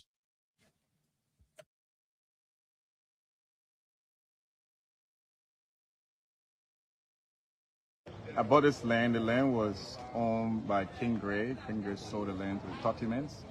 I bought the land from the Totimans. Okay. I was building a hospital. When precisely? Maybe 5, 6, 7 years ago. So I got the land, but Totimans deed showed 1979. So I decided to buy that property to build the hospital. So when we got it, Then the other property came out for sale from GT Bank, where I built the hospital at. That property was with GT Bank, and we went there and we got it from GT Bank. Unfortunately, we lost that property because GT Bank apparently and someone had a confusion. So this property that I bought, all of a sudden, I saw people there on Sunday. They started breaking the zinc, breaking everything on the property, breaking the Seeing that you constructed yes, it. the fence that we put there. Okay. I leased the property so that I used the money to do something else. So I went and asked the gentleman, why are you destroying my property? He started insulting me. So I should move. You're not going to listen to me. They will bust it down. They were going to build, and no one can do nothing. So I said, thank you. So I saw ERU gentlemen, I saw an AFA gentleman, and I saw other people, you know, from the security apparatus. So I went and called the police. Police came. They resisted arrest. They said they wouldn't go with the police. They continued to misbehave. So I called a lawyer, and the lawyer said, you cannot allow them to build on the land. You are in possession of the property. You have to hold the property. Go to court. I said, okay, I will take them to court. So a gentleman came, he said he worked with NSA. I should leave it, and I should go to court. I said, you got it right. That's the advice. I would take it. Before the gentleman left, they went with him and got in his car and left. The gentleman sitting over there said to me, the same way we took that property from you, the hospital, the same way we took it one from you. And he made that statement in your presence. In my presence. In your presence. Okay. It cost me, he insulted my mother, but that's okay. And that was when I decided to go live, and he started hitting my phone. So what I did, I went to the police. The police came. Finally, the police took them to the police station. I heard there were a lot of calls from all over the place yesterday on Sunday. So the police released them with a promise that they would not go back on the land. So what I decided to do as a law-abiding citizen, I'm not above the law, is to come to town hall. I came to town hall and I told town hall there were people who were trespassing on my property. I'm not asking for a favor, I'm not asking them to treat me different, but let's go through it. If the property for them, I step away. But let's come, let's show our deed.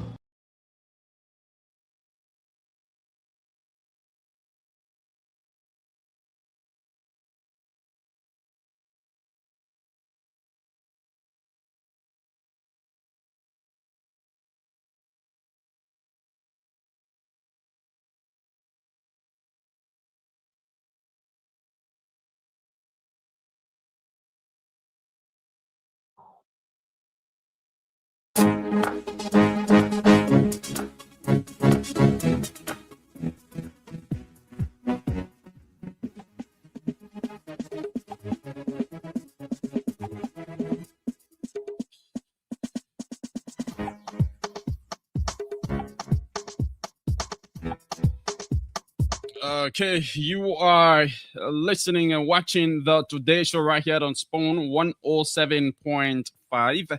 We're also live on Fabric 101.1 and on our various social media platforms, Spoon TV Live, Super TV Live, Fabric TV Live, and via our YouTube channel at Spoon Talk. Welcome. Like I said, at about this time, we should be, playing host to the executive director of the LRRC. My understanding is that he's stuck up in the traffic. We are situated right in the middle of the traffic here in Congo Town because of the road construction. Yeah, so the executive director is stuck up in traffic. So, and we are running out of time, actually. So we commence the conversation on the phone as he finds his way to the station live in studio. So we have him on the line. Councillor, welcome to the show.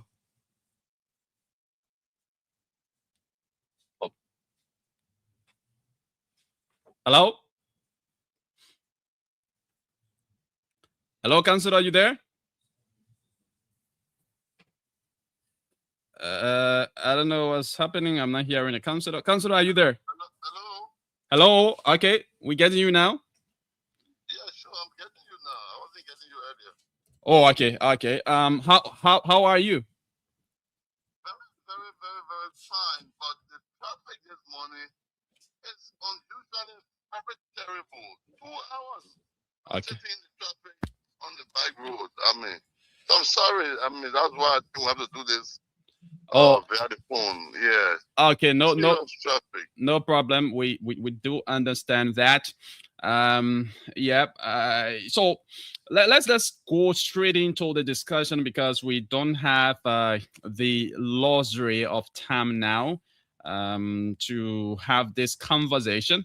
How is the LRRC, sir, since you took over? The LRRC is doing marvelous. I mean, we're doing good, especially the LRRC is no longer the LRRC that you may be reflecting on. Okay. That was just solely in charge of refugee and managing refugees or humanitarian support during the Civil War. Okay. The mandate of LRRC has been expanded by the executive order that was issued by His Excellency the President, Executive Order number 159, that now expands and repositions LRRC to now look at the global issues of migration, statelessness, deportees and returnees, IDPs, and you name it. So our mandate has been expanded per the executive order, and we're no longer just looking at that narrow 1993 act that was talking about refugees during the crisis. So we're doing very good. Okay. Now that your mandate has been expanded, so does it mean that all Liberian refugees who fled during the war have been repatriated, or are there still Liberians living in refugee camps abroad, or what unfinished business remains from the Civil War era? Well, look, the whole issue of refugees during the war, there was a cessation. Okay. That the UNHCR pronounced, and in fact, that's the reason you see UNHCR scaled down and have withdrawn to Dakar, Senegal, where their office is now, and so they're no longer focusing on refugees matters with Liberia.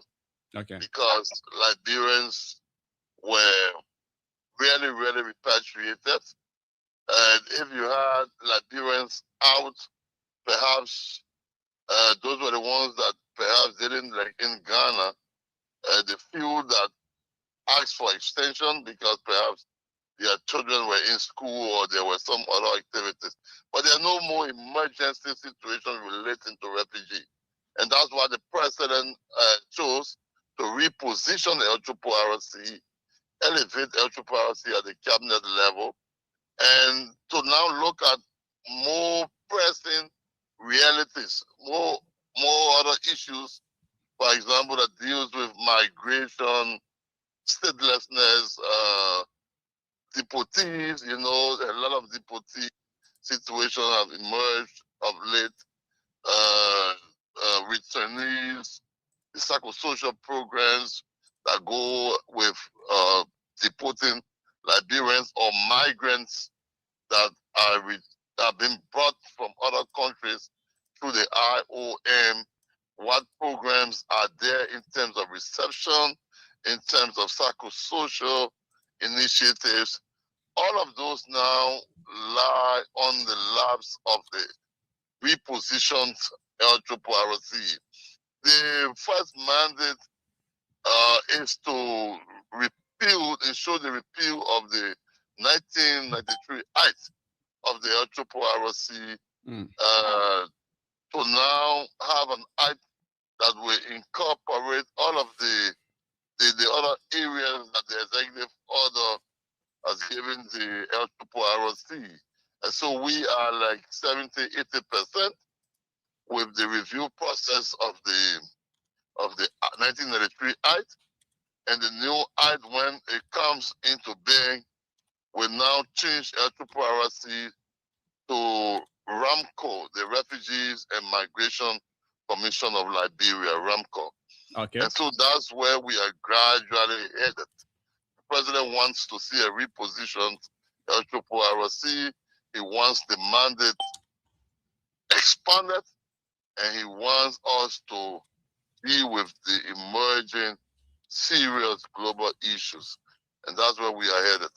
Okay, just before Sylvester Wowi comes in to ask some questions, you recently did an assessment report, and that report estimates that between 140,000 between 140,000 and 145,600 Bogina B migrants are now living in southeastern Liberia. And I mean, this report really focused on three counties from the southeast. So how serious is this situation from a national governance and security standpoint? So the report that was released recently, when you read the report, it clearly tells you through the findings that there are serious issues. And the first thing is, are there Burkinabe migrants in southeastern Liberia? The answer is an absolute yes. Is it just a few of them that have moved in, or you consider it an influx? We consider it an influx because you got more than 100,000 of them in counties in the southeast, specifically Grand Jide, that can account for an estimated 80,000 of these Burkinabes. You have River G, an estimated 15,000. 45,000, sorry. And you talk about Nimba and, of course, Maryland. Okay. So it's not just the three counties in the southeast, but they are also concentrated in parts of Nimba County. And so the assessment was done. We spearheaded, when I say we, the LTPRC, spearheaded the assessment. It was jointly done by the LTPRC and some of our partners, to include the UN Office for Human Rights, the International Organization for Migration, UNFPA, and the French Embassy. As a matter of fact, the French ambassador herself was a part of the assessment team. And the methodology we employed was we did focus group discussions where we had dialogue with diverse groups, including the migrants themselves and host community members to identify the issues. And we also carried a questionnaire. Key informant interviews were conducted. And we also did direct field observation. We worked for hours to go and see where these people are settled in the forest and to see some of the farms. So it is a comprehensive report that was done. And the reality is you have these people in the country, and about 99% of them are undocumented. They are undocumented. You know, migration is in two folds. You have regular migration and irregular migration. So regular would be if people decide to come, maybe be in pursuit of maybe economic dividend, or maybe because of good living, and they come through the main borders through proper means, and then they come and settle. But the irregular is when they will use the porous borders and also use other means and just enter. Like what the Burkinabes are doing now. And that's what we observe happens, because nearly all of them do not have documentation. And so to do the civil documentation is key in determining their status. So a lot of them are saying the Burkinabes, which we don't dispute, but equally we do not have the authority to determine their nationality without any documentation from their countries of origin. And so this will require diplomatic efforts on the part of the government through the Ministry of Foreign Affairs, which is being worked out. And so it's a long stuff, but all in all, there's a need to do stable documentation. And most of them are saying they came in pursuit of jobs by means of farming. Some of them were brought. Of course, some of them were brought by some Liberians. But the tendencies are very explosive in terms of the social and economic impact. If you talk with some of the local government people, they would tell you, for example, we had a focus group meeting in Toll City. It used to be Toll Town, but it's Toll City now. And there they told us that some of the clinic there that was earmarked to cater to maybe 2,000-3,000 people now has to cater to maybe 20,000 persons. The schools and water and sanitation and hygiene situation is deteriorating because of the huge number of people. There's also security concern in terms of crime rates. There are reports that some of them commit crimes and flee into the bushes because they are not identified. You cannot trace who's committing it. And worst of all, they also have parallel settlements. So way in the forest, they have their own leadership there that is instituting their own measures. There is also what we observed deep in there, a semblance of child labor and human trafficking, because there were children working on the farms. We could not establish whether or not these were their own children or whether or not they were trafficked. The situation is also mentioned in the report. Of course, don't be surprised. You may be having the 17th tribe very soon if we are not mindful. The tribe called Morsi is from Morsi from Burkina Faso. Okay. Some of the children in the Webo and other areas in River G are speaking the Morsi now, the Liberian children, because the number of Burkinabes in those towns and villages would surpass even the citizens. This is a serious situation, and ours was to do this assessment from an empirical perspective so that it can serve as a guide to the development planning process by the government. And the president is very serious about this, and he is on top of it to ensure that this situation is addressed. Okay, Sylvester. Councillor, we listened to the president a few weeks back when he said immediate actions were needed in relation to the influx of Burkinabes in the country. And we know the role played by Burkinabe during the Liberian Civil War. So what are your own recommendations to your boss, the president? Well, no, I mean, I'm not going to generalize any situation that would make it appear like all of these people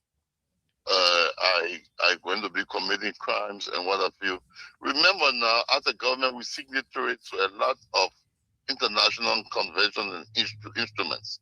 In fact, sometime in 2022, the UNHCR issued a circular of where they invoke the principle of non-refoulement for some Burkinabes coming from specific areas in Burkina Faso, not to forcefully return them because of the crisis in those areas.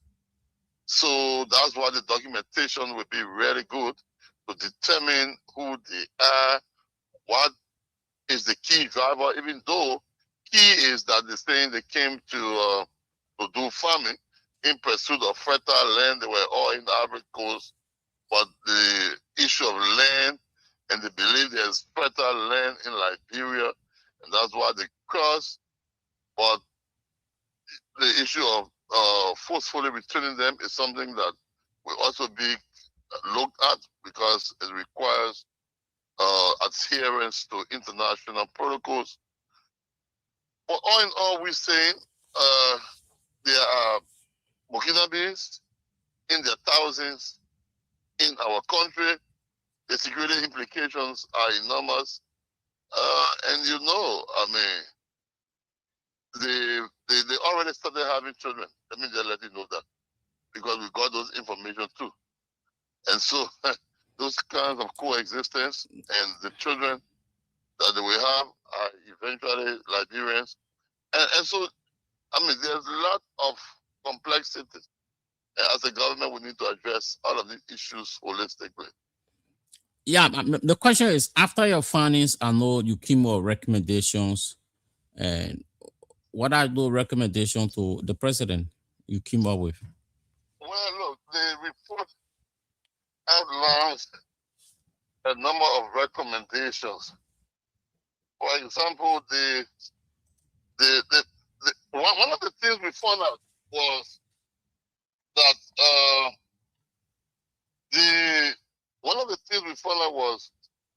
they do not have any written land agreement of ownership. All that they are engaged with is verbal with the host communities or the citizens. For example, they have something called 60-40%. So that means the landowner will give them the land verbally. They will go and do all of the physical work and plant the cocoa and everything.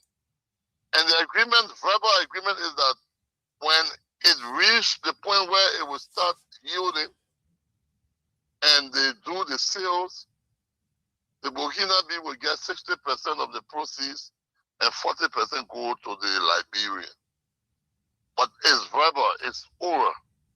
That has explosive tendency, because what happens tomorrow if the landowner says, leave my land? Obviously, after all of the efforts in the work, it could lead to problems and violence. So there's the need for the land authority and others, the Ministry of Agriculture, LACRA and others, to work to ensure that this issue is properly handled and managed. The issue of awareness and documentation of these people, like I talked about earlier, is part of the recommendations. They have to be properly, their statuses will have to be determined, and they have to be documented. Of course, diplomatic engagement is also part of the recommendation, and the Foreign Ministry is involved with that. And the expansion of social services. So like I said, there's now pressure on the resources for our earmark for the counties.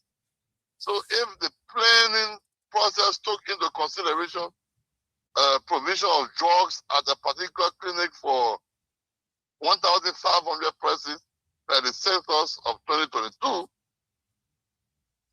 overnight you have about 20,000 people who are now in that particular area and have to go to that clinic. So the drugs, they are obviously depleted. And so all of those are part of the recommendation. Also, environmental protection. And this is very, very key.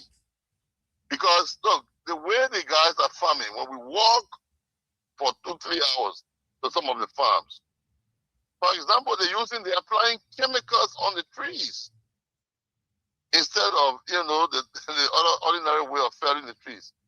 They use chemicals, and in few minutes, the trees will get very dry, and the trees are destroyed. So the degradation of the forest, and they are also entering into areas that are considered and declared protected areas, into the Sapo National Park, into the Grebo Crew National Park. These areas, they have gone very close to, or have even encroached on some of the areas, which are just not good. So all of those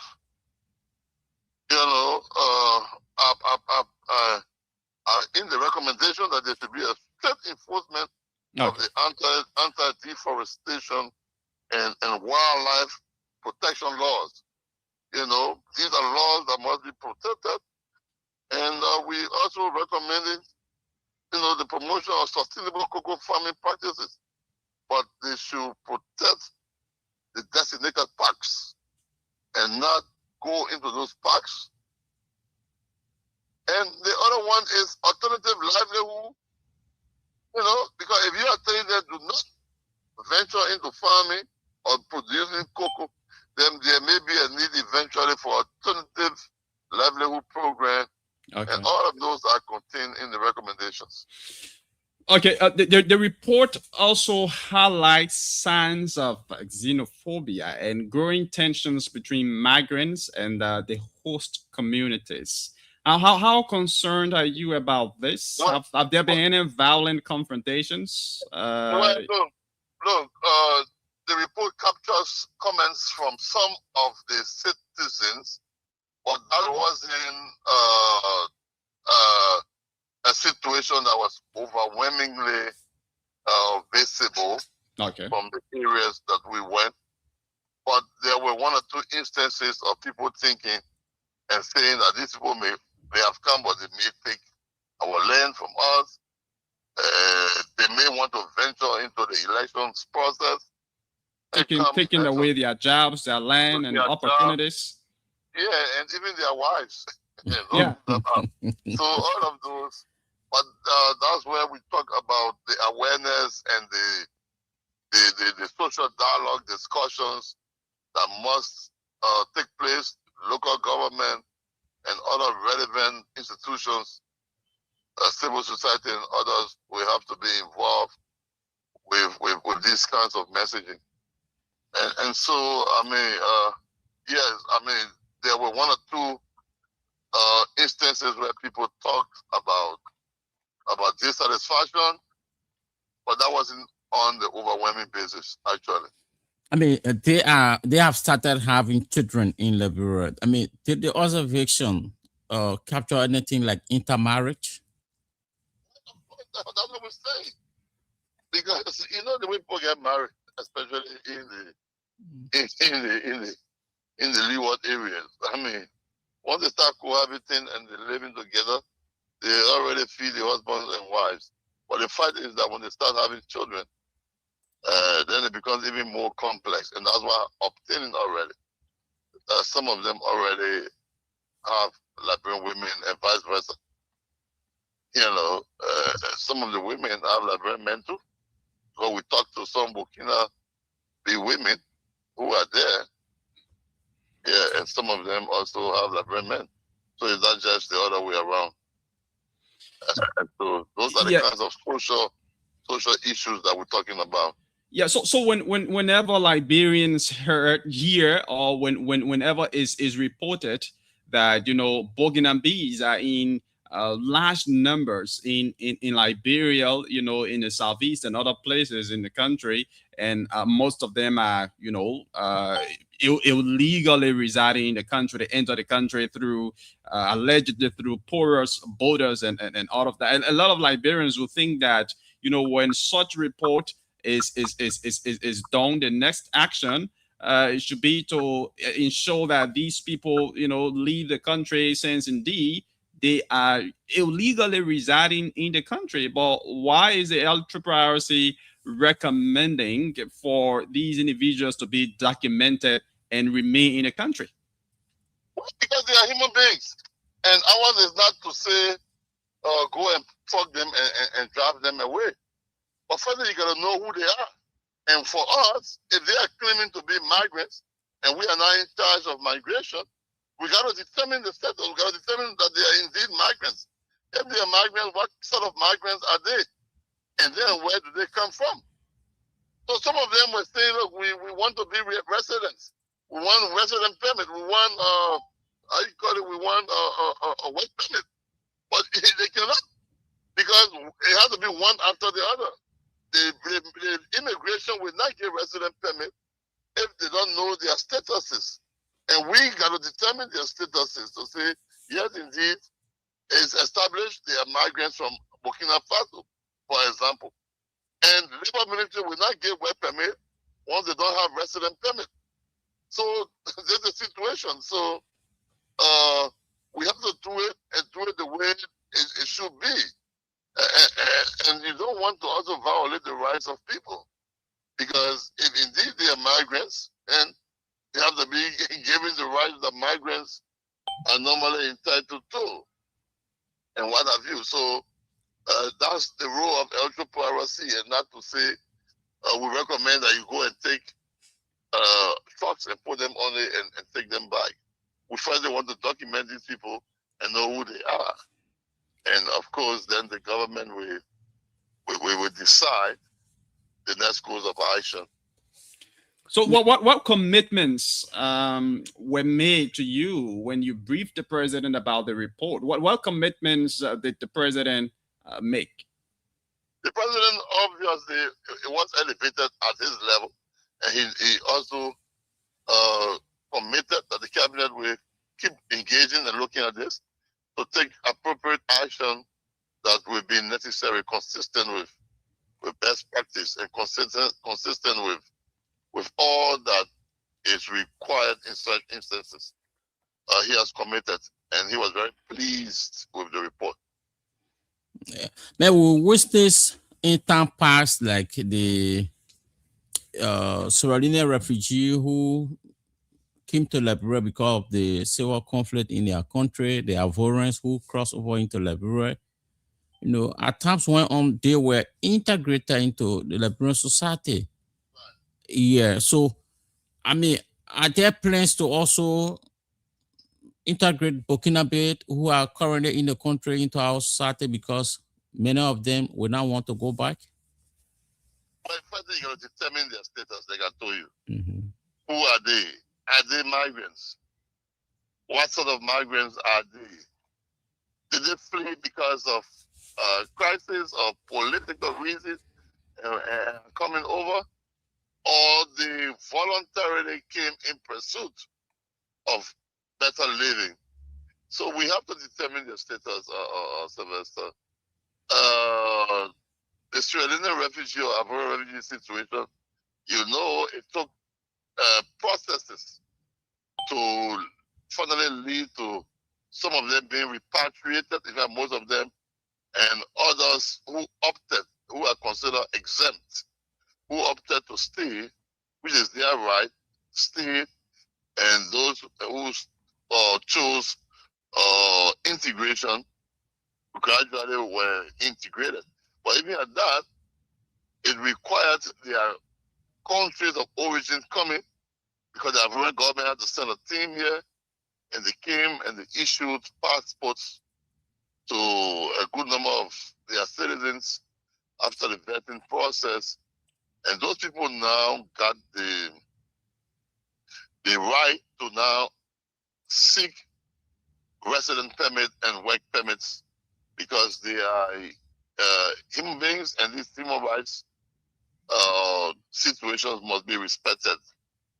As we speak, we received batches of some of the refugees' passports from Ivory Coast that were finalized by the Liberia Immigration Service. Over the next few days, we'll be going back to Ban, PTP in Grangela, and Little Webo in Maryland to give the passports to those refugees. So yes, there will be those who will opt to be integrated. There might be those who will opt to be integrated. But before you reach to that point, you have to know who they are. So we are still at the very beginning.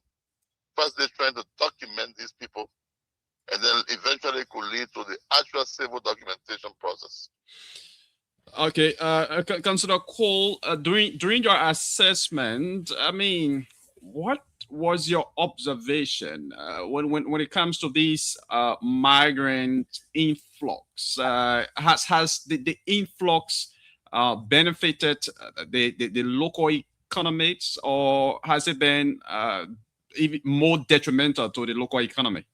Well, it's mixed. It's mixed. Like I said, the report is mixed. some of the local farmers believe, and landowners believe it is going to help them economically, and they feel it is an advantage because in some of their remarks they say the Burkinabés can really work. They are really strong, and they know how to clear the land area, and they know how to do farming. And so you will see some Liberians who, especially those who encourage them to come, saying that it's going to yield benefits to them. But majority believe the manner and form in which they came doesn't represent the way proper immigration should take place or migration should take place. The irregular manner in which they are coming is worrisome, and people do not believe all in all that their presence is really, really going to be helpful. A lot of people have that fear that it could lead to insecurity someday. You can't erase that from the minds of people. But all in all, they want their government totally involved. And the fact that they're having powerless settlements without people knowing what's happening deep in the forest. But there's one good news. The local government people in all of the counties where we went, they are so happy about the yellow machine situation. And one of the reasons why they're so happy is that they said they will now be able to use the yellow machine to open the roads to all of the farms so that the commissioner, the mayor, the superintendents can drive to these areas and know what's happening there, and then take the messages there. But as it is, where people have to walk 2, 3 hours, 4 hours before you get to some of the farms, it is a problem for the local government people. Okay. And so I know very soon the problem of accessing these settlements will be beyond us because the yellow machines are already in country, I'm told. And the local people, local government people are very, really happy about that. Yeah, I mean, before we go to the phone line, because it's after 10 o'clock here, I spoke with someone who worked for a cocoa, who is involved in this exportation of cocoa. And he was telling me if the Burkinabe are sent back to their home, they will be all of business. He worked for someone who is, a cocoa exporter in this country. So, mixed reaction. And there will be times you may also have to speak directly to the Ministry of Agriculture and the LACRA, because LACRA is also supervising the cocoa production business in this country, so that you can look at the benefits and dividends. But as Ultra-Piracy, we are interested in firstly having these people identified. We have to know who they are. You don't just go and bring a group of people and then you. It sounds like, I mean, of all the recommendations, the identification is the most urgent. It's the most pressing, the most urgent, because all of the recommendations, the remaining recommendations can be implemented if you actually know who you're dealing with. You have to classify them and know who they are. In the absence of that, it is a problem. And so that is why we're saying, and we're so very happy that we've had discussions with the National Identification Registry. They're all going to be gearing up and getting set so that as soon as we can get the go-ahead and the permission from the government, from the president, these people, they have to be identified.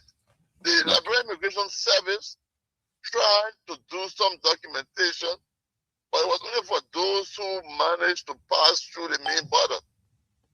So they did some registration. But what about those who use the other means, the irregular means to come into the country? So what happens if the government delays? There's action of identification. No, we're not going to be pessimistic. No, the president takes this very seriously. Okay, and what timeline are you proposing? Immediate. So what do you say to people who said, I mean, the LRRC is pushing for documentation of the Burkinabe in the country because the government will generate funds from resident permit and all the documents that will be issued to them? The will not be charging them for the registration. Yeah, but I mean, the government will definitely the government will definitely generate money. If they identified to be economic migrants who came to look for jobs, then obviously the other line ministries will have to do their work. And obviously they will have to. And you will generate funds. See that? The government will be generating funds. But the point is that there are laws that say you cannot just be here without being a resident. There are laws that say that you cannot work without obtaining a permit. So why don't you look at it from that perspective and not just the money thing?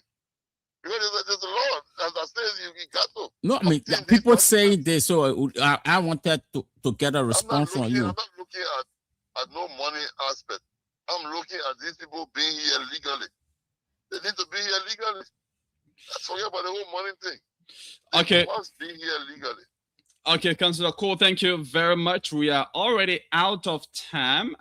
So finally, if no action is taken within the next few years, what is the worst case scenario for Liberia? Pardon? The point is, we'll never pray for such. The point is, if you look at the progression in which these people are coming, okay, you come to know that every year the number is increasing. Okay. Yeah. Because it started from the first assessment report that came to immigration from 58,000 few years ago. Over the past 5 years, it has increased to almost 140,000 at the recent assessment report. That is a message that if it is not regulated, the number could keep exploding. And I don't think as a country that's what we want. But for us, we have a specific role. If they are migrants, and we are now in charge of migration and any of migration-related issues, we must establish that they are migrants. What sort of migrants are they? We must establish, and that will inform other line ministries and agencies to perform their fiduciary responsibilities. Are we looking at future land conflicts? Could environmental damage become irreversible if actions aren't taken? There will be explosions if caution is not taken. I'll tell you about the verbal agreement. As a lawyer, I know that one has explosive nature. Okay. Because you do verbal agreement, 60%, 40%.